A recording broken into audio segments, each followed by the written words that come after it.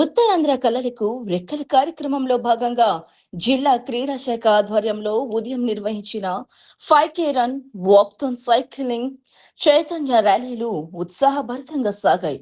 Park hotel junction నుంచి తేనెటి park వరకు నిర్వహించిన ఈ కార్యక్రమంలో యువత, విద్యార్థులు, క్రీడాకారులు, ప్రజలు పెద్ద సంఖ్యలో పాల్గొన్నారు.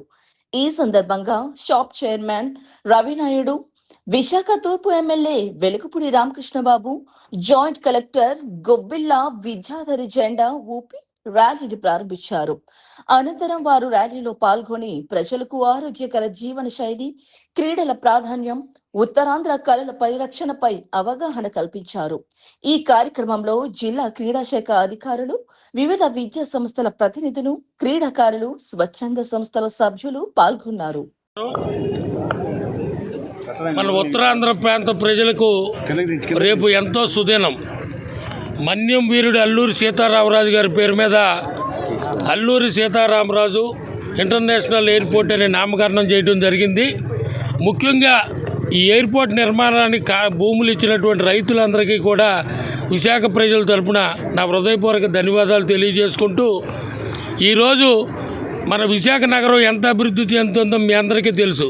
గూగుల్ లాంటి అనేక సంస్థలు ఇక్కడికి రావడం జరిగింది. మరలా ఇప్పుడు ఎయిర్పోర్ట్ రేపు ప్రధాని నరేంద్ర మోడీ గారు, ముఖ్యమంత్రి చంద్రబాబు నాయుడు గారు, పవన్ కళ్యాణ్ గారు, నారా లోకేష్ గారు, అలాగే మన ఉత్తరాంధ్ర ప్రాంతవాసి విమానయాన మంత్రి రామ్మోహన్ నాయుడు గారి ఆధ్వర్యంలో రేపు భోగాపురం ఎయిర్పోర్టు స్టార్ట్ అవుతుంది. ఇది ఉత్తరాంధ్ర కళలకు రెక్కలనే ప్రోగ్రాంతో ఈరోజు షాప్ వారి ఆధ్వర్యంలో ఈరోజు స్కేటింగ్ కానీ, రన్నింగ్ కానీ, 5K రన్ అనే కార్యక్రమాలు చేశారు. అలాగే ఇందాక జాయింట్ కలెక్టర్ మేడం గారు చెప్పినట్లు మన ఉత్తరాంధ్ర 3 జిల్లాల్లో కూడా స్కూల్స్లో వాటిల్లో కూడా పెయింటింగ్స్ ఇవన్నీ పోటీలు పెడతాం జరిగింది.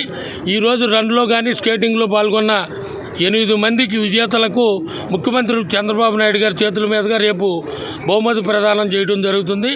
ఈ కార్యక్రమంలో పాల్గొన్న ప్రతి ఒక్కరికి నా హృదయపూర్వక ధన్యవాదాలు తెలియజేసుకుంటున్నాం.